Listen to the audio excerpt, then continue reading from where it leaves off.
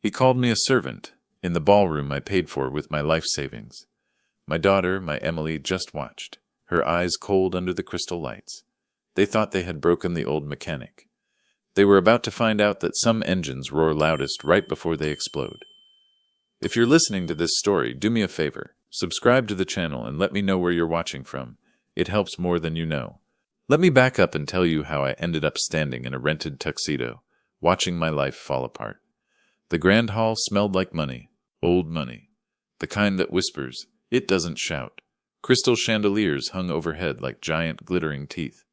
The air was thick with expensive perfume and imported lilies. I tugged at my collar. It felt like a rope around my neck. My hands felt wrong, clumsy. They were used to wrenches and steel, not delicate champagne glasses. I didn't belong here, and everyone knew it. My name is Mark Harrison. I own an auto repair shop downtown. It's honest work. My hands are permanently stained with grease. It's embedded deep in the lines of my palms. I'm proud of that grease. It paid for everything, but tonight that grease felt like a badge of shame. Today was Emily's wedding day. Emily, my little girl. She was the light of my life, especially after her mother, Sarah, passed away 10 years ago. Sarah always dreamed of this day, a fairy tale wedding, a princess marrying her prince. I was determined to give it to her, no matter the cost. I didn't realize the cost would be my dignity. When Emily and her fiancé, Kevin, insisted on the Grand Hall, the most exclusive venue in the city, I didn't blink. I liquidated investments. I dipped deep into my savings, and I sold my vintage Mustang, a '67 Fastback, cherry red, the car Sarah and I loved. It was our freedom, our history. I sold it so Emily could have this day. A father's love doesn't look at price tags, or at least I didn't think it did. Standing here watching an ice sculpture of a swan slowly melt, I realized something cold and sharp. My money hadn't bought me respect. It had bought me an admission ticket to a world where I was invisible. The show was just getting started, and I had a front row seat to my own destruction. Kevin Davis came from what he liked to call high society. His family owned a chain of high-end boutiques. They sold overpriced clothes to people with too much money and not enough sense. They were polished, sophisticated, and utterly cold. Kevin was handsome, ambitious, and very aware of his status. He talked fast about leveraging assets and networking with key players. He was a shark in a $1,000 suit. He swept Emily off her feet, introduced her to a world of exclusive clubs and fancy restaurants, a world I didn't understand, a world I didn't trust. I had doubts, deep, unsettling doubts. He was changing her, making her forget the values Sarah and I worked so hard to instill in her. Kindness, humility, the dignity of hard work. He was teaching her how to look down on people like me. The ceremony was beautiful, surreal. Emily looked like a princess in a dress that cost more than my truck. When she said "I do," tears streamed down my face. My little girl was grown up. I was happy for her. But a heavy dread settled in the pit of my stomach. It felt like I wasn't just giving her away. I was being left behind. The reception started. The string quartet swelled. Champagne flowed like water. I navigated the crowded room, smiling politely at people I didn't know. They were Kevin's people, the elite. Their suits were sharp. Their jewelry glittered aggressively. They looked through me, not at me. I was just the man who wrote the checks, and they had already forgotten my name. I looked for Emily. Du beurre de shit soide torderie, Sean et ton formule told, pour Emily. I looked for Emily. Emily, I spotted her near the massive champagne fountain. She was surrounded by Kevin's parents, Mr. and Mrs. Davis. They were severe people, always impeccably dressed, always judging the room with critical eyes. I started walking over. I just wanted to toast my daughter, to share a moment. But as I got closer, their conversation stopped me cold. Mrs. Davis was tapping her manicured nails on her champagne glass. Tap, tap, tap, a nervous habit that set my teeth on edge. She saw me approaching. The tapping stopped abruptly. She nudged her husband. The air around them grew cold. "Kevin, darling, this event is simply magnificent," Mrs. Davis said, her voice sharp as broken glass. "You've truly outdone yourself. Image, as I always say, is paramount." Kevin puffed out his chest. He adjusted his cuffs. He always did that when he was proud. "Thank you, Mother. It took serious negotiation, but I managed to secure the best of everything. You have to project success to achieve it. He secured the best of everything? I paid the deposits, I signed the contracts.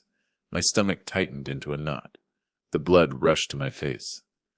He was taking credit for my sacrifice. I stayed quiet. I didn't want to cause a scene. Not on Emily's day. I swallowed the insult. It tasted like ash. I reached the edge of the group. "Emily," I said softly. She turned. Her dazzling smile faltered when she saw me.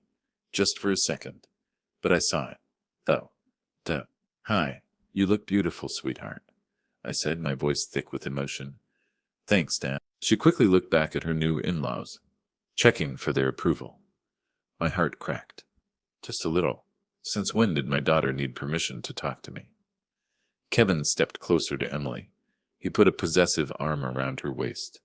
He didn't look at me. He was busy accepting compliments on the wedding. The venue, the food, everything I had paid for. He was basking in the glory of my sacrifice, and he hadn't even acknowledged me. But the real betrayal was still waiting in the shadows. Kevin glanced at me. A flicker of annoyance crossed his face, like I was interrupting something important. The silence stretched, awkward, painful. He leaned in slightly, his smile tight. "Mark," Kevin said, his voice smooth but cold, "I believe your sister and her husband are over there." He nodded toward a small table in the far corner, tucked away, near the swinging doors of the kitchen. The noise of clattering dishes echoed from behind the doors. "Table 24. My face flushed hot. He was dismissing me. At my own daughter's wedding. I looked at Emily. She was staring at the floor, nervously twisting the stem of her glass. She wouldn't meet my eyes. That silence hurt more than Kevin's snub. She was choosing him. "Already? Right. Of course," I muttered. I turned and walked away. The music suddenly sounded too loud, the lights too bright. The laughter felt cruel. I felt like a stranger, a ghost in a room full of people celebrating my family. I walked toward the back, toward the noise of the kitchen, toward the shame of table 24. I sat down with my sister Susan and her husband Frank. Good, honest people. Susan was fiercely loyal. She never backed down from a fight. Her face was tight with anger. "Table 24, Mark," she whispered furiously. Her eyes were blazing, right next to the kitchen. We could hear them washing dishes. "How could they do this to you?" "It's fine, Susan. It's just a seat," I said, trying to sound calm. I rubbed the grease stain on my palm, a nervous habit. "It is not fine," she retorted. "It's a calculated insult. That arrogant little punk is treating you like the help, like a servant." She paused. Her eyes found Emily across the room, laughing at something Kevin said. "And Emily," she whispered, her voice breaking. "Emily is letting him." I picked at my food, some fancy dish with foam and tiny leaves. It tasted like nothing. I would have preferred a burger from the diner down the street. I watched Kevin. He was the star of the show. He moved through the crowd with easy confidence, charming everyone, playing the role of the sophisticated groom. He seemed to have forgotten I existed entirely. But I was watching him, and I saw the cracks in his performance. I noticed how he kept checking his phone, how his smile didn't quite reach his eyes. He seemed nervous, anxious. He was talking to a man with shark eyes and a tight smile. Marcus Thorne, Kevin's best man and business partner. They were whispering furiously near the bar. Marcus looked angry. Kevin looked scared. Something was wrong, very wrong, and it was about to get much worse. A woman approached our table. She wore a sharp black suit and a headset. She looked incredibly stressed. Her name tag read, Isabella Rossi, event manager. "Mr. Harrison?" she asked, looking directly at me. "Yes, that's me." She hesitated, glancing nervously toward the head table. "I hate to bother you during the reception, but there's an issue, a serious issue." My blood ran cold. "What kind of issue, Isabella?" Isabella winced. "It's regarding the final payment for the venue. The check Mr. Davis provided this morning. It bounced. Insufficient funds." I stared at her, stunned. "Bounced? That's impossible. I gave Kevin the money for the venue months ago. In full. Cashier's check. I understand that, sir, Isabella said, her voice low and urgent. But he insisted on handling the final transaction himself. And the account he used was empty. Furthermore, he authorized several last-minute additions.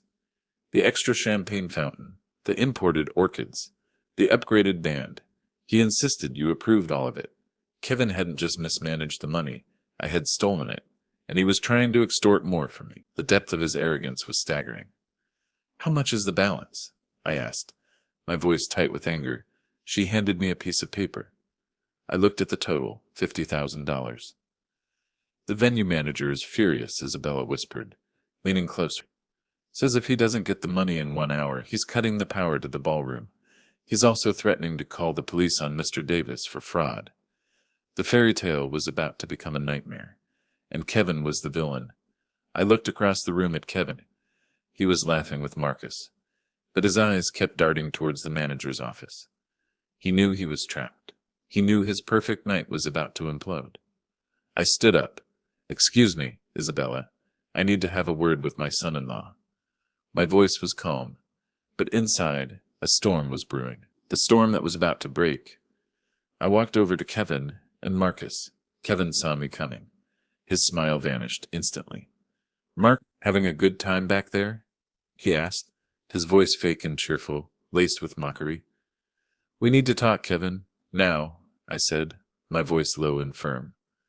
Marcus glared at me. Hey, old-timer, we're busy here. Talking real business. Step aside. This is business, I said, looking straight at Kevin.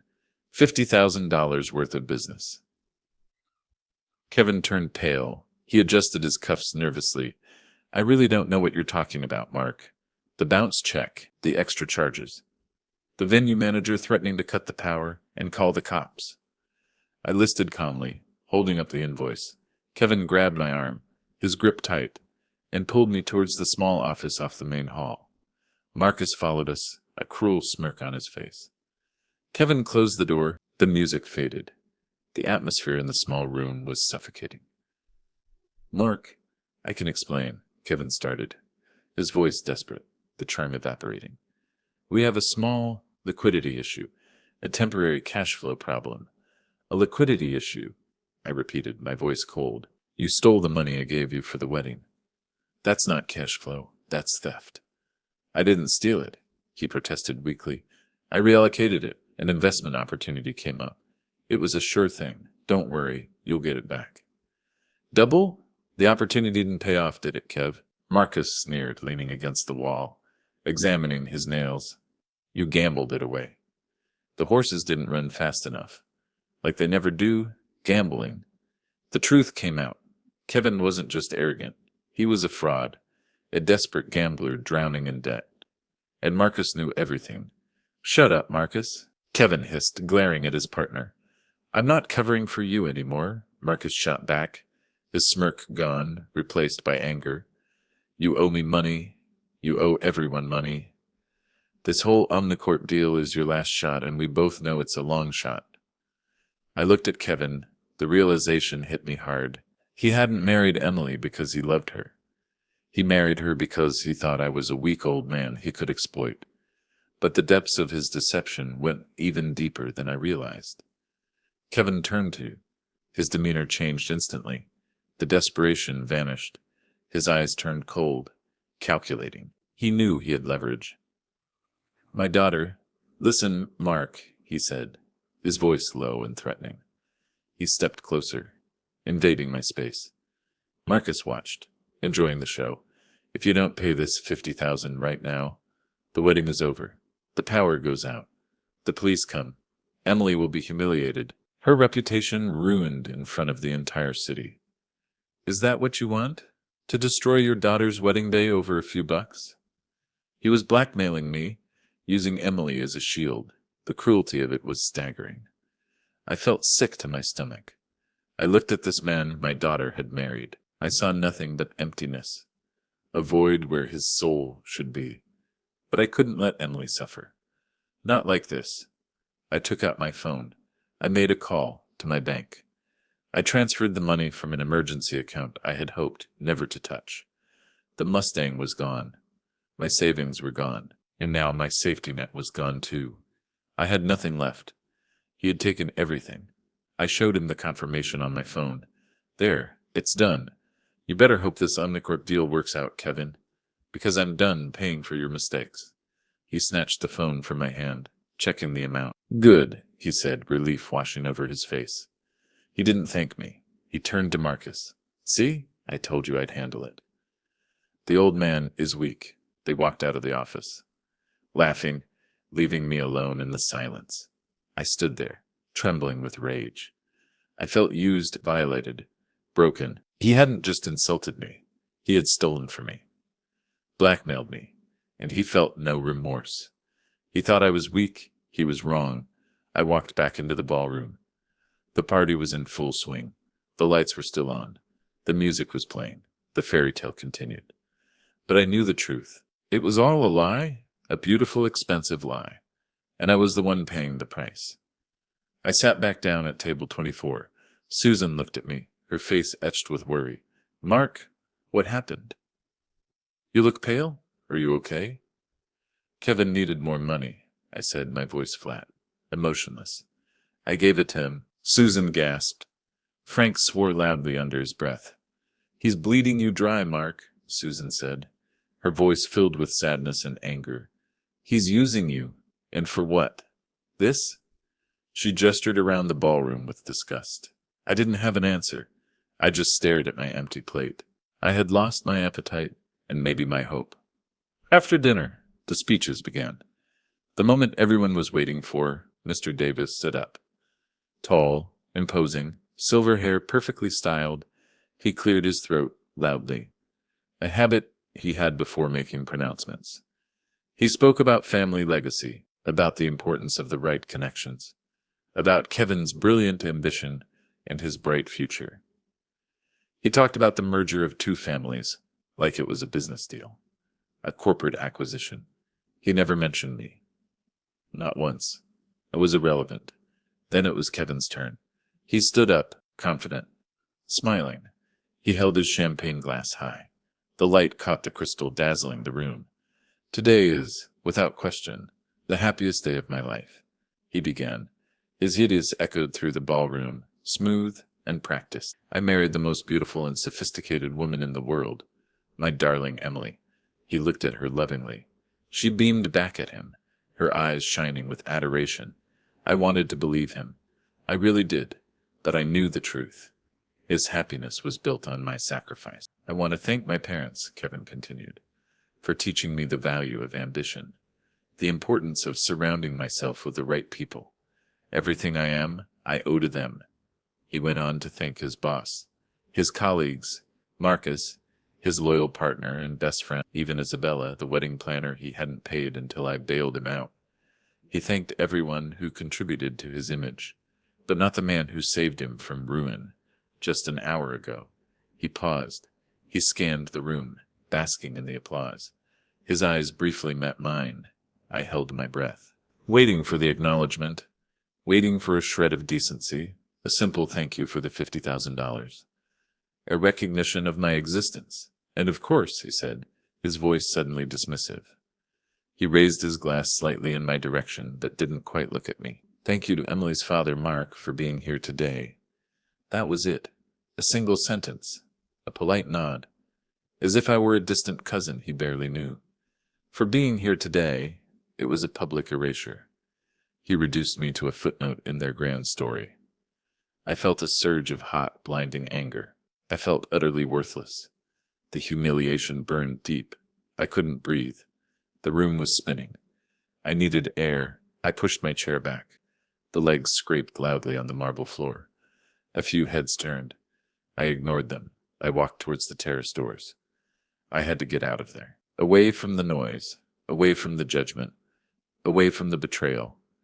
I pushed the heavy doors open and stepped outside. The cool night air hit my face. It was quiet out here. I leaned on the stone railing.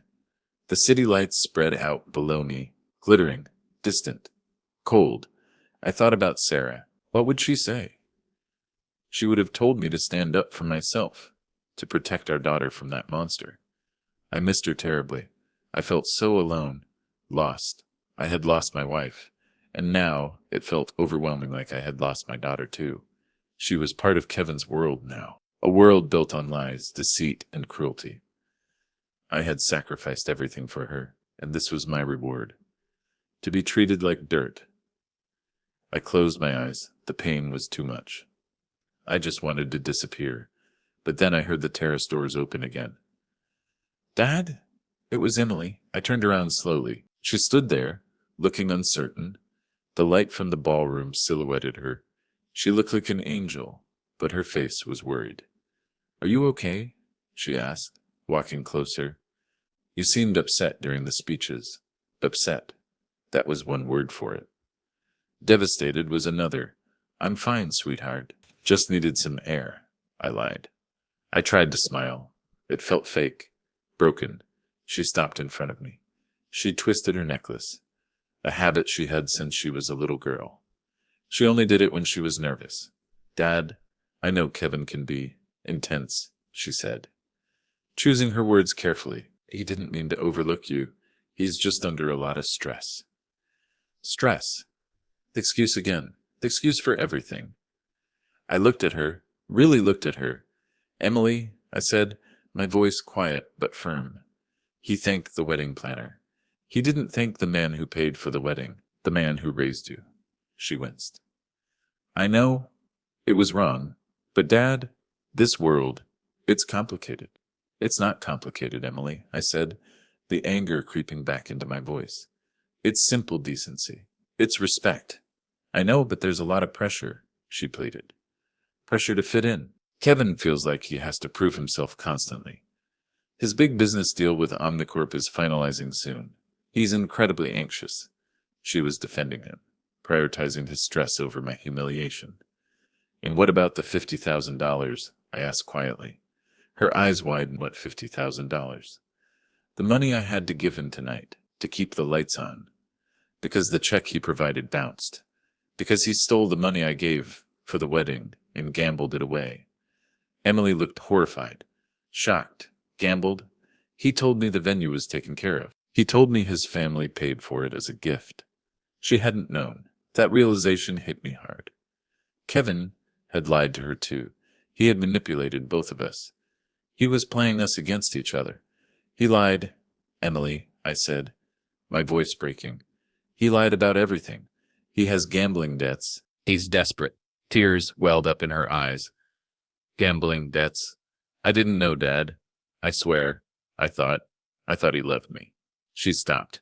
She looked back at the grand ballroom. The music, the laughter, the fairy tale. She was starting to see the truth, but she wasn't ready to accept it. Not yet. The cognitive dissonance was too strong. "I need to talk to him," she said, her voice trembling. "Be careful, Emily," I warned her. "He's a snake." She shook her head, denial written all over her face. "No, Dad, you're wrong about him. He wouldn't lie to me about something like this. There must be a misunderstanding." She was still defending him, still choosing him over me. And then she said the words that shattered me completely. She took a deep breath. She looked nervous, like she was about to ask for something difficult. She wouldn't look me in the eye. "Dad, please," she whispered. "This is important for our future. Kevin needs this night to go perfectly.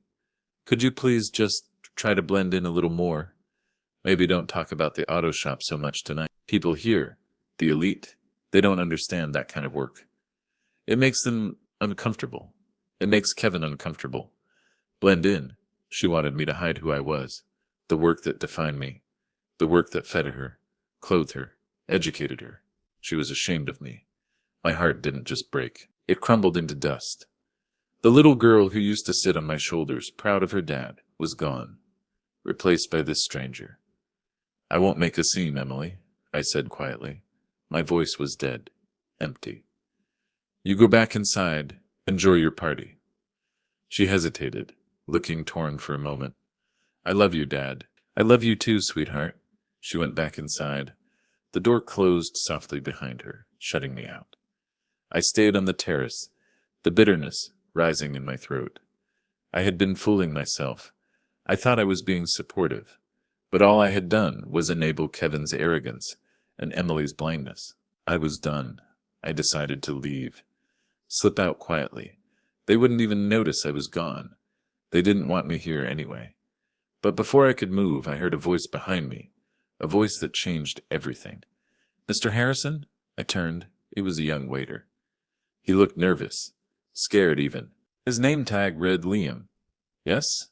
I said, tired. I just wanted to be left alone. "I'm sorry to bother you, sir," Liam whispered, looking around nervously, making sure we were alone. "But I overheard something earlier. Something you need to know about Mr. Davis." I paused. "What is it, Liam?" "I think I've heard enough about Mr. Davis tonight." "No, sir. This is different," Liam insisted, his voice urgent. "Earlier tonight, I was serving drinks near the library. Mr. Davis and Mr. Thorne were talking. They were arguing. They didn't see me. Kevin and Marcus. Again, what did they say?" I pressed, a cold dread creeping into my heart. Mr. Davis was panicking. He said his debts were worse than anyone knew. He said if the Omnicorp deal didn't go through tonight, he was ruined. He said the people he owes money to, they're not bankers, sir. They're dangerous. They threatened him. I felt a chill run down my spine. This wasn't just about money. This was about survival. Kevin wasn't just a gambler. He was in deep trouble. "And then he said something about your daughter," Liam continued, his voice dropping even lower, filled with disgust. "What about Emily?" I asked, my heart pounding, fearing the answer. "He said this whole wedding was a—" Liam hesitated, struggling to say the words. "A what? A what?" "A business transaction. A way to impress Mr. Chen. He said once the deal was closed and he had the money, he didn't care what happened to her. He said he'd annul the marriage and disappear." The truth hit me like a freight train. Kevin wasn't just a fraud. He was a monster. He was using Emily, putting her in danger, planning to abandon her. The realization changed everything.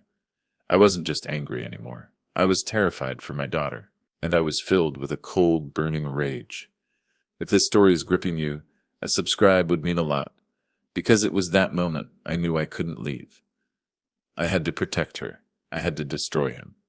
I looked at Liam. "Thank you, Liam. You did the right thing. You might have saved my daughter's life." I reached into my pocket, pulled out my wallet. "Sir, I didn't do it for money," Liam said quickly, holding up his hands. "I know," I said. I handed him a business card. Not the auto shop card. A different one. Black metal. "Call this number on Monday. Ask for Robert. Tell him Mark sent you. He'll help you with whatever you need. College, a job, anything." Liam looked confused, but he took the card. I walked back into the ballroom. My mind was racing. I needed a plan. I needed to expose Kevin, but I needed more proof. I needed to make sure he couldn't hurt Emily ever again. I saw a woman standing near the entrance, looking lost and out of place. She was young, beautiful, but her eyes were filled with sadness. She was staring at Kevin, not with admiration, but with hatred.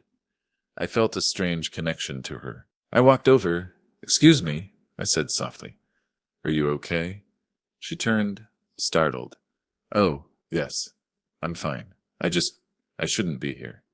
"Are you a friend of Kevin's?" I asked, already knowing the answer.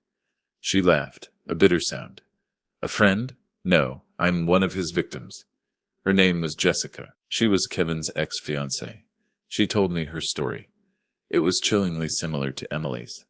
The whirlwind romance, the expensive gifts, the promises of a fairy tale future. And then the betrayal. "He convinced me to invest in his business," Jessica whispered, tears welling in her eyes. "My life savings. He said it was a sure thing. But it was all a lie. He gambled the money away. And when I confronted him, he disappeared, left me with nothing but debt and shame." She looked at me, her eyes pleading. "He's a predator, Mr. Harrison. He targets women he thinks are vulnerable, women who won't fight back. I heard about the wedding. I had to come. I had to warn you. He will destroy your daughter. Jessica's story confirmed everything Liam and Marcus had said. Kevin wasn't just desperate. He was dangerous, a calculated manipulator. I had all the proof I needed. Now it was time to act. I walked back towards the center of the ballroom, my resolve hardening with every step. I was done being the quiet mechanic. I was done being the weak old man. As I walked, I saw Kevin near the champagne fountain. He was surrounded by his admirers, laughing, charming, playing the role of the perfect groom. The sight of him made me sick. That's when the accident happened. Or maybe it wasn't an accident at all. Liam, the waiter, was walking past Kevin with a tray of champagne glasses. He was still nervous. He stumbled. The tray started to tip. Instinct took over. I rushed to help him. My hands reached out, steadying the tray just in time. But in the commotion, I bumped into Kevin. Hard. A splash of champagne erupted from the tray, landing on the pristine white cuff of his tuxedo jacket. A small stain. But it might as well have been blood. "Watch where you're going, you idiot!" Kevin shouted, shoving me away hard. I stumbled back. The room seemed to quiet down. People were watching. The music stuttered. "Kevin, it was an accident," I said, feeling my own anger boiling over, ready to explode. I was trying to help. Help? You're causing chaos. Kevin snapped. His face was twisted in rage. The mask had slipped, revealing the monster underneath. He grabbed my arm. His grip was tight, painful. He pulled me toward the side entrance, away from the main crowd, into the shadows of an alcove. He didn't want a scene. He wanted a confrontation. He wanted to put me in my place. Once and for all, this was it. The moment everything exploded. He shoved me against the wall, hard. The air rushed out of my lungs. His eyes were blazing. The charming, sophisticated groom was gone. In his place was a desperate, cruel animal. "Listen to me, old man," he said, his voice low and dangerous.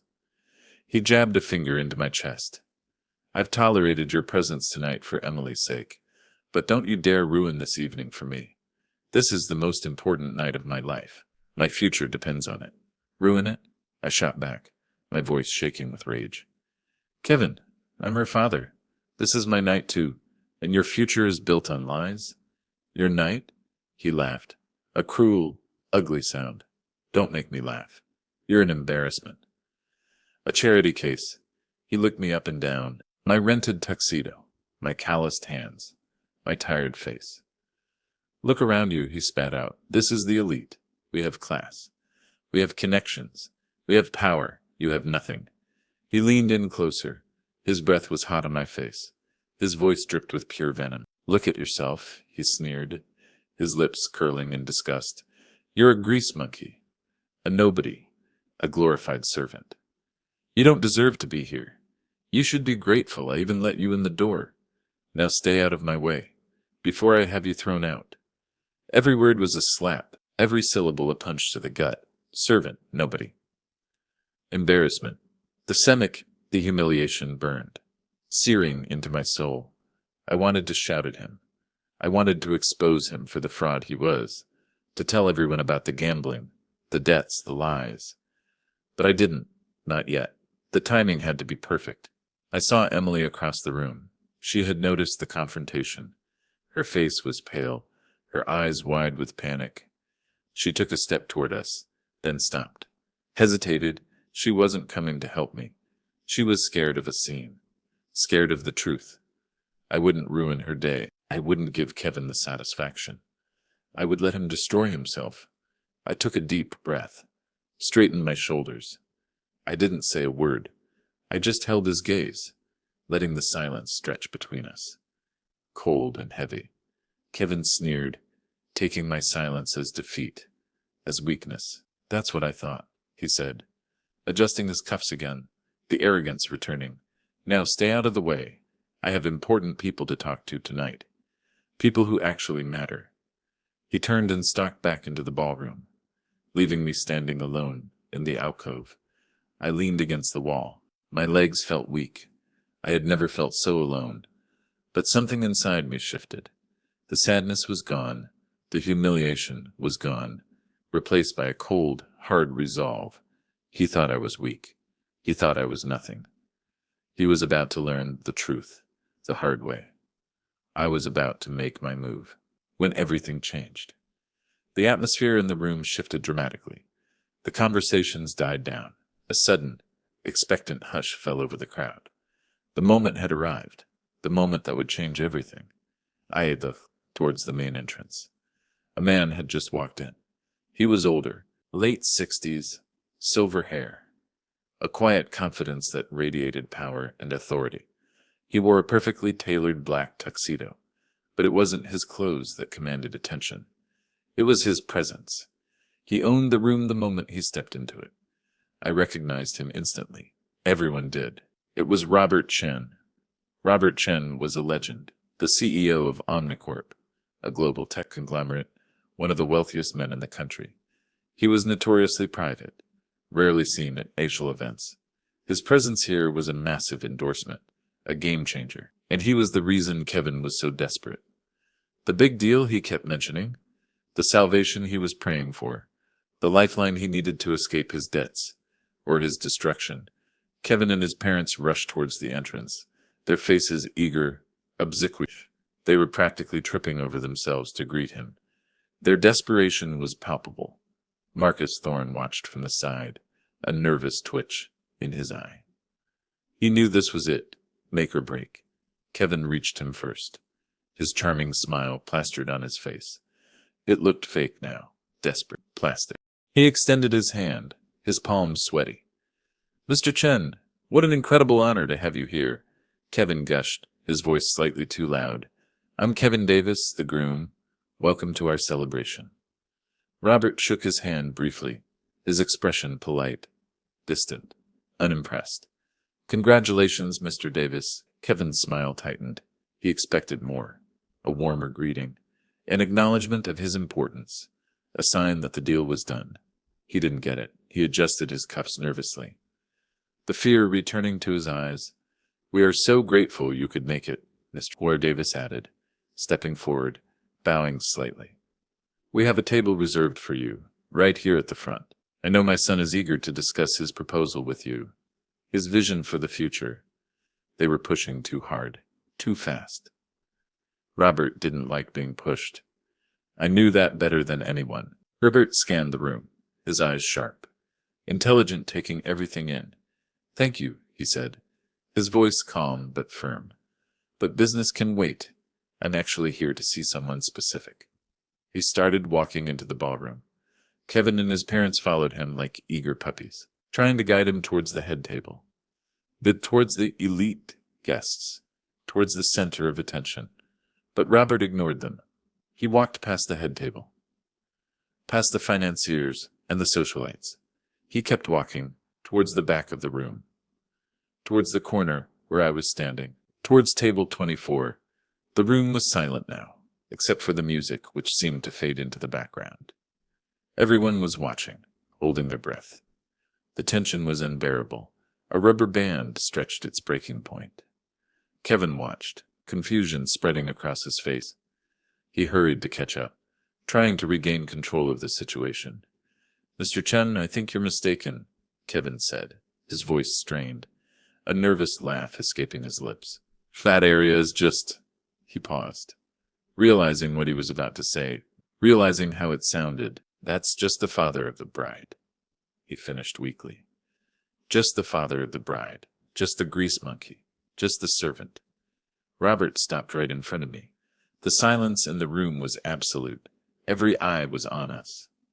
I saw Emily watching from across the room, her hand covering her mouth, her eyes wide with confusion. A warm, genuine smile spread across Robert's face. "Mark," he said, his voice strong and clear, cutting through the silence like a knife. He extended his hand. I shook it. "Robert, good to see you. I didn't think you'd make it." "Glad to see you, partner," Robert said, loud enough for everyone to hear. He clapped me on the shoulder. "I wouldn't miss your daughter's wedding for the world." Partner, that single word hung in the air, heavy with implications. It echoed through the silent ballroom.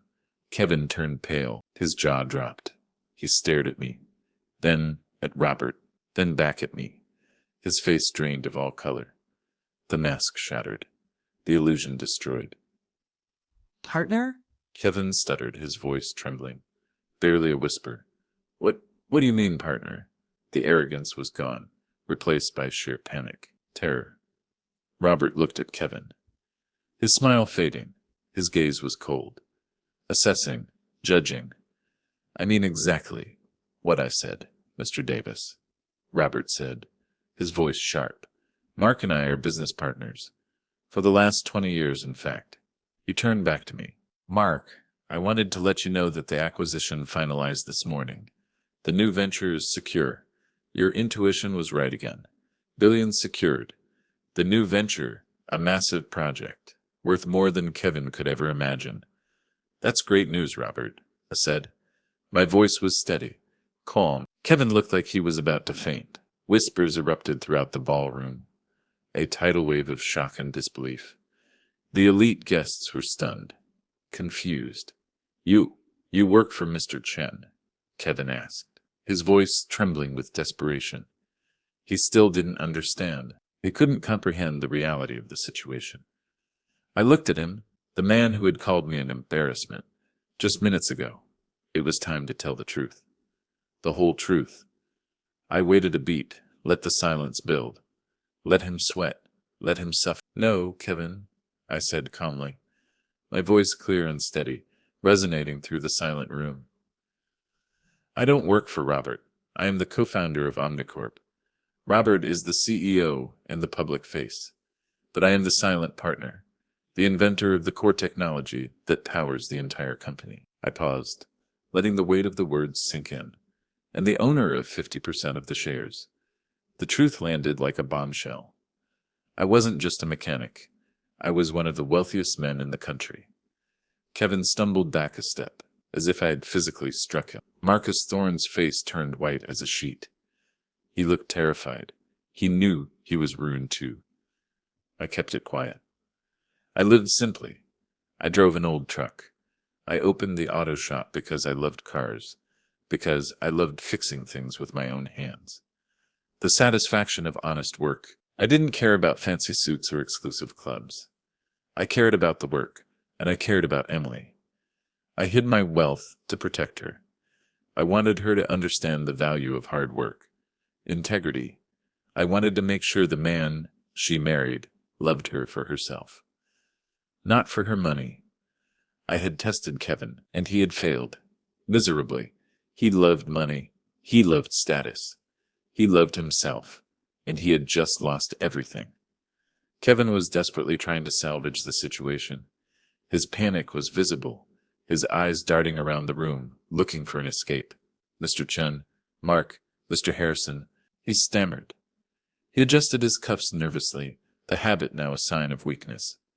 This is incredible. I had no idea. What a wonderful surprise. He forced a laugh. It sounded choked. Broken. We should talk, he said, his voice regaining some of its false confidence. I have a proposal for a partnership between Omnicorp and Davis Boutiques. A brilliant vision for synergy. We can do great things together. He was trying to regain control, to insert himself into the conversation, to save his skin.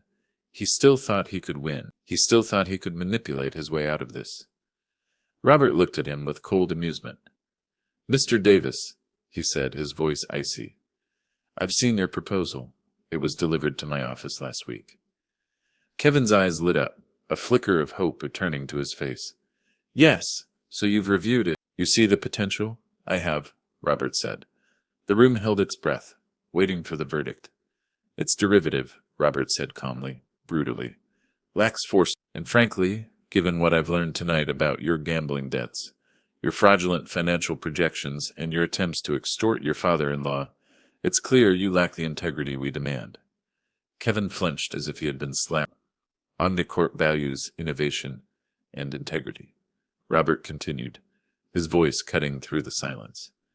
We will not be working with you. Not now. Not ever. It was a public, devastating dismissal. Kevin stood there, humiliated, exposed, in front of the very people he tried so hard to impress. His career, his reputation, his future, gone. destroyed in a matter of minutes. I looked across the room and saw Emily. She was watching us, her eyes wide with shock and dawning realization. The truth was finally sinking in. She started walking towards us, her expression unreadable. The confrontation wasn't over yet. The emotional reckoning was just beginning. Robert clapped me on the shoulder again. "Mark, I won't keep you. Congratulations on your daughter's wedding." Despite the interruptions. "Thank you, Robert," I said. "I appreciate you coming. We'll talk on Monday," he said. He nodded politely to Emily as she approached, then walked away, leaving a trail of whispers and chaos in his wake. As soon as Robert was out of earshot, Kevin grabbed my arm. His grip was weak this time. Trembling, "You ruined me," he whispered, his voice choked with emotion. Tears welled in his eyes, not of remorse, but of self-pity. "You destroyed my future. You humiliated me. You planned this." He still didn't understand. He thought this was my fault, that I was the villain. I looked at him, feeling a profound sense of calm settle over me. The anger was gone, replaced by pity for this pathetic, broken man. "No, Kevin," I said quietly. "You ruined yourself." I paused, letting the truth sink in. "You saw an old man in a rented tuxedo," I said, "and you assumed I was worthless. You judged me by my appearance, by my greasy hands. You never bothered to look deeper, to see the man underneath. You called me a nobody," I continued, "a servant, an embarrassment. But you don't understand what true value is. It's not about money or status," I said. "It's about integrity. It's about respect. It's about how you treat people when you think they have nothing to offer you." I leaned in closer. "And you, Kevin, have neither. You are the nobody." "Dad?" Emily stood beside us, her face pale, her eyes filled with tears. She had heard everything. Kevin spun around, his face desperate. "Emily," he stammered, reaching out for her, his voice pleading. "Darling, I can explain. I didn't mean it. I was stressed. Your father is lying. He was lying again." Adjusting his cuffs, the mask slipping back into place. "Don't," she said, her voice trembling with emotion. She pulled away from his touch. "Don't you dare touch me." She looked at him, not with love, but with clarity and disgust. The adoration was gone, replaced by horror. "You insulted my father," she said, her voice rising, filled with anger. "You humiliated him. You stole from him. You lied to me. About everything. The money, the debts, us." "Emily, you don't understand," Kevin pleaded, desperate to salvage the marriage, the money, the status. "I did it for us, for our future. I love you." "Love?" she cried, tears streaming down her face. "You don't know the meaning of the word, our future? A future built on lies and cruelty, a business transaction." She knew. She finally understood the depth of his betrayal. "I don't want that future," she said, her voice breaking. "I don't want that life. I don't want you." She pulled the wedding ring off her finger. The massive diamond glittered as it fell to the floor, rolling to a stop at Kevin's feet. "We're done," she whispered. She turned to me, her eyes filled with remorse and shame. "Dad, I'm so sorry," she sobbed. "I was so blind. I defended him. I let him treat you this way. I pushed you away." She paused, her voice breaking. "I was ashamed of you," she whispered, the confession tearing her apart. "Can you ever forgive me?" I opened my arms. "It's okay, sweetheart," I said softly. "It's okay. I'm here. I never left." She rushed into my embrace, sobbing uncontrollably. I held her tight, stroking her hair, feeling the broken trust and the painful realization washing over her. I held my daughter, and in that moment, I knew I hadn't lost her. I had gotten her back. Kevin stood there, watching his life crumble around him.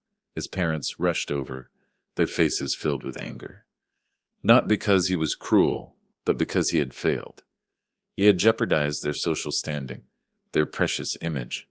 Marcus Thorne slipped out the side door, disappearing into the night. The rats were fleeing the sinking ship. Jessica watched from the entrance, a sad smile on her face. Justice had been served. The fairy tale was over. The nightmare had ended. The rest of the night was a blur. The atmosphere in the ballroom had changed completely. The elite guests, the ones who had ignored me all night, now nodded at me with respect, curiosity, fear. They wanted to know the silent billionaire mechanic. It was amazing what a few $1 billion could do to people's manners. The time came for the father-daughter dance. The band played a soft, slow melody. I led Emily to the dance floor. The spotlight was on us. Everyone was watching. As we danced, I looked into her eyes. I saw the daughter I knew, the smart, kind girl I had raised. The glitter and the glamour had faded away, leaving behind something real, something true.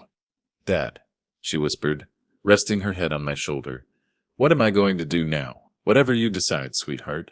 I will support you," I said, holding her close. "We'll figure it out. Together, starting with getting that marriage annulled tomorrow morning." Paused, tilting her chin up so I could look her in the eyes. "But don't ever forget your worth," I continued. "Don't ever let anyone make you feel small. And remember what your mother taught you.